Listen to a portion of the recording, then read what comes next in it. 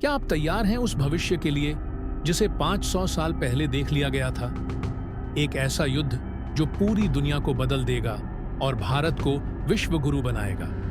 आज का समय जितना तकनीकी उन्नति और वैज्ञानिक विकास से भरा हुआ है, उतना ही अस्थिरता और भय से भी। एक ओर मानव ने कृत्रिम बुद्धिमत्ता, अंतरिक्ष अन्वेषण और आणविक शक्ति में अद्भुत उपलब्धियां प्राप्त की हैं। वहीं दूसरी ओर दुनिया चारों ओर से संकटों से घिरी हुई दिखाई देती है। यूक्रेन रूस युद्ध, इजराइल गाजा संघर्ष, चीन ताइवान तनाव और भारत चीन सीमा पर घर्षण, ये केवल भौगोलिक संघर्ष नहीं है, बल्कि ये किसी बड़े वैश्विक युद्ध की पूर्व चेतावनी है।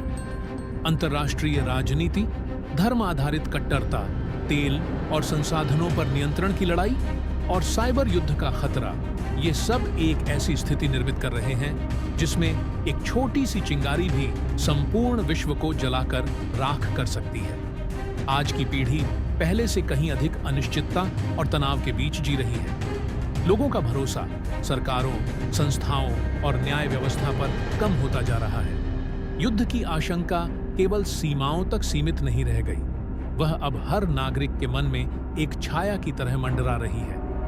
संयुक्त राष्ट्र जैसी संस्थाएं भी असहाय नजर आती हैं।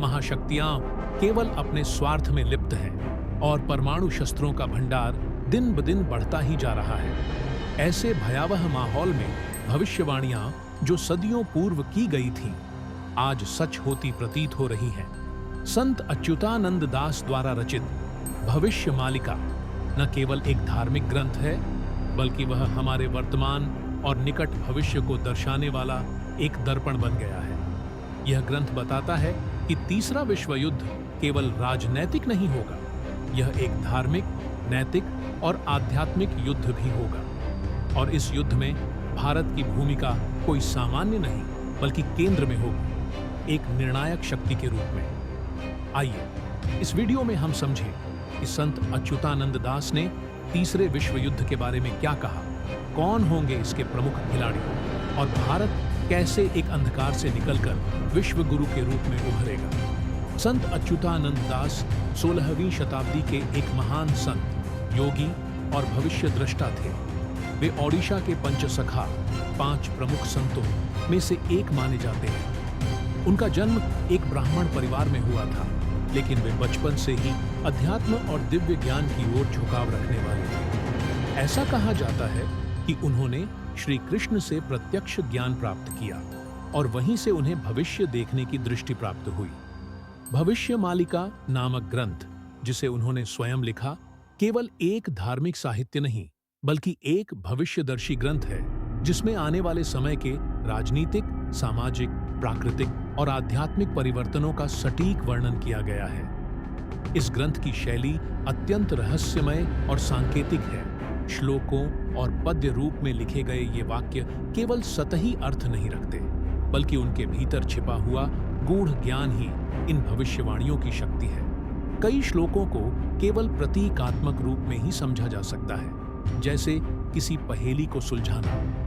भविष्य मालिका में वर्णित बातें केवल भारत के नहीं, बल्कि संपूर्ण विश्व के संदर्भ में है। इसमें कलयुग के अंतिम चरण, धर्म का हास, राजनीतिक अराजकता, प्राकृतिक आपदाएं और अंततः तीसरे विश्व युद्ध का विस्तृत उल्लेख मिलता है। यह ग्रंथ यह भी बताता है कि कैसे भारत, जो एक समय अपने नैतिक पतन के कारण अंधकार में डूबा हुआ था, उसी अंधकार में से एक ज्योति रूप में उभरेगा और पूरी मानवता को दिशा देगा। यह ग्रंथ केवल डर नहीं दिखाता, यह जागृति का संदेश देता है। यह बताता है कि संकट से बचने का रास्ता धर्म, संयम और सेवा है।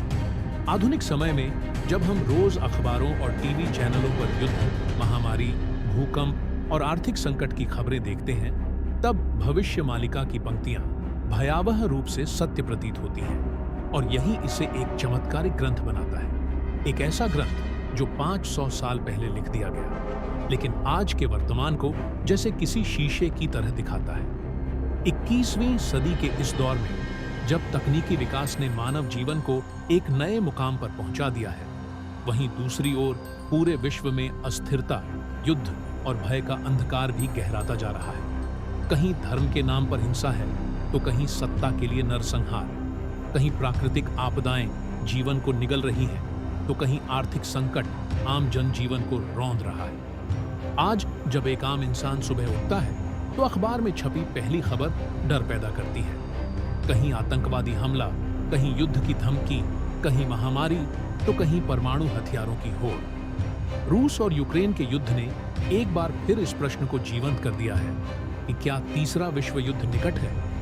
चीन की विस्तारवादी नीतियां, पाकिस्तान और अन्य इस्लामिक राष्ट्रों की कट्टरता, अमेरिका और पश्चिमी देशों की हस्तक्षेपकारी राजनीति और भारत के चारों ओर खिंचती युद्ध रेखाएं, क्या ये महायुद्ध के संकेत नहीं है? संत अच्युतानंद दास द्वारा रचित भविष्यमालिका, जो 500 वर्ष पुराना रहस्यमय ग्रंथ है, इन घटनाओं को न केवल पहचानता है बल्कि भविष्यवाणी भी करता है कि तीसरा महायुद्ध होगा और उसमें भारत की भूमिका निर्णायक होगी। यह युद्ध केवल अस्त्र शस्त्र का युद्ध नहीं होगा, यह धर्म और अधर्म के बीच अंतिम टकराव होगा। संत अच्युतानंद दास द्वारा रचित भविष्यमालिका केवल धार्मिक या सांस्कृतिक ग्रंथ नहीं है, यह एक ऐसा रहस्यमय दर्पण है जिसमें कलयुग के अंतिम दिनों की झलक मिलती है और उनमें सबसे भयावह तीसरे विश्व युद्ध की भविष्यवाणी है। इस ग्रंथ में दिए गए संकेत किसी कविता या रूपक की तरह नहीं, बल्कि अत्यंत स्पष्ट और प्रतीकात्मक शैली में सामने आते हैं। भविष्यमालिका कहती है, धर्म क्षीण होए, अधर्म दंभ बढ़े, नृप नीच चालहीन झूठ।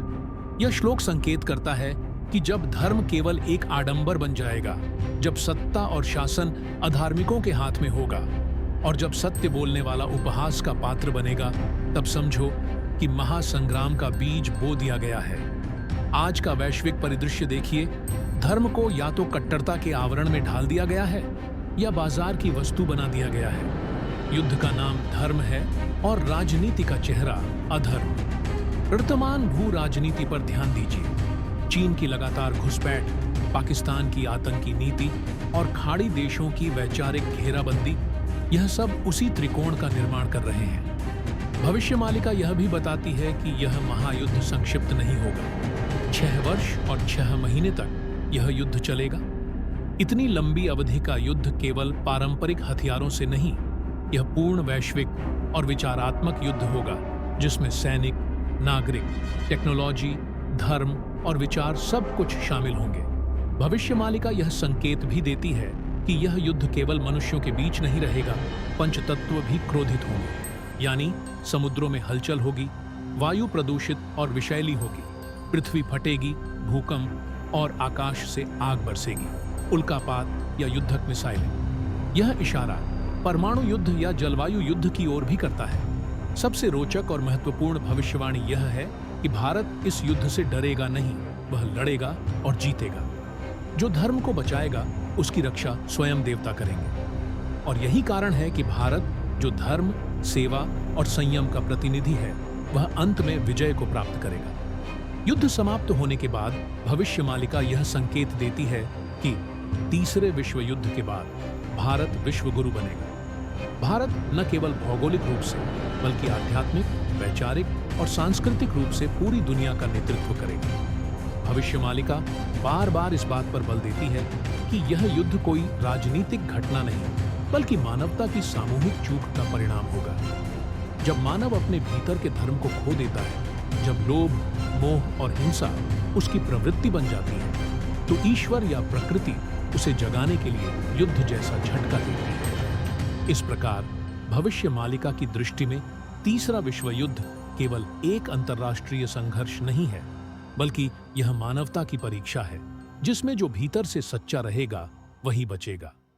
भविष्य मालिका के श्लोकों में तीसरे विश्व युद्ध की भयावहता को केवल संकेतों में नहीं, बल्कि चौंकाने वाली स्पष्टता में बताया गया है। यह युद्ध न केवल एक युद्ध होगा, बल्कि मानव सभ्यता की अंतिम परीक्षा होगी। कल्पना कीजिए, एक ऐसी दुनिया जहां मनुष्य ने विज्ञान की ऊंचाइयों को छू लिया है, लेकिन आत्मा खो बैठा है। जहां मिसाइलें अंतरिक्ष तक पहुंच चुकी हैं, लेकिन मन का संतुलन ध्वस्त हो चुका है।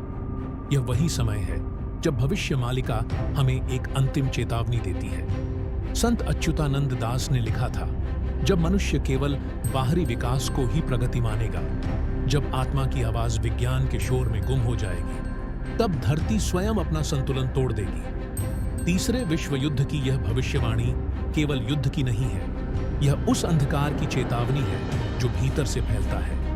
लोभ, स्वार्थ और अधर्म का अंधकार। जब 3 दिशाओं से भारत पर आक्रमण होगा, यह केवल सीमाओं की लड़ाई नहीं होगी, यह सत्य और असत्य के बीच की अंतिम टकराहट होगी। परंतु यह युद्ध अनंत विनाश का अंत नहीं है। भविष्यमालिका कहती है, जब मनुष्य स्वयं को पहचान लेगा, जब राष्ट्र आत्मबल के साथ खड़ा होगा, जब धर्म का अर्थ आडंबर नहीं आत्म जागृति बनेगा, तब विनाश के गर्भ से नवयुग जन्म लेगा। यह भविष्यवाणी डराने के लिए नहीं है, यह चेतावनी है और साथ ही समाधान भी। तीसरा, विश्व युद्ध अंत नहीं है, यह एक द्वार है, उस युग के द्वार का, जहां सत्य फिर से राज्य करेगा, जहां सनातन धर्म केवल ग्रंथों में नहीं जीवन में होगा, जहां भारत फिर से विश्व को आत्मज्ञान का दीपक देगा। और यही है भविष्यमालिका का अंतिम संदेश। विनाश के बाद ही नवसृजन होता है। जो सजग है, जो धर्म के मार्ग पर है, उसे कोई युग, कोई युद्ध नहीं डिगा सकता। क्या आप तैयार हैं उस युग के स्वागत के लिए? क्या आप भी बनेंगे उस चेतना का हिस्सा जिससे विश्व का पुनर्जागरण शुरू होगा?